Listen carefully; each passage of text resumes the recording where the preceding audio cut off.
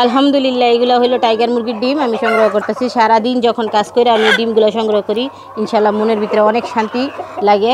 আমি সারাদিন কাজ করলেও আমার মেহনত লাগে না কেন, আপনার মনে করেন এই ডিমগুলো যখন সংগ্রহ করি আমি, মাশাল্লাহ অনেক আনন্দ লাগে মনের ভিতরে। হ্যাঁ, আমার শুরুটা এত সহজ ছিল না, যখন আমি করতাম অনেক পরিশ্রম আমার করার লাগতো কেন, আপনার ভাই বাড়ি ছিল, আমার ছেলে ছোটো ছিল, তখন আমি একা একা শুরু করছি। আমি একা একা শুরু করে রানিং করে মনে করেন আপনার, আমি যখন আপনার ভাইয়ে আমি ব্যবসা রানিং করে তারপর আপনার বাইরে আনছি বিদেশের মেয়েদের, এরপরে ভিত্তিতে মনে করেন আমার অনেক অনেক কষ্ট করে আমি ব্যবসা শুরু করছি। এগুলো হলো আপনার 200 মুরগি দিয়ে আমি শুরু করছি। এখন আলহামদুলিল্লাহ আমার খামারের ভিতরে হাজার হাজার মুরগি আছে।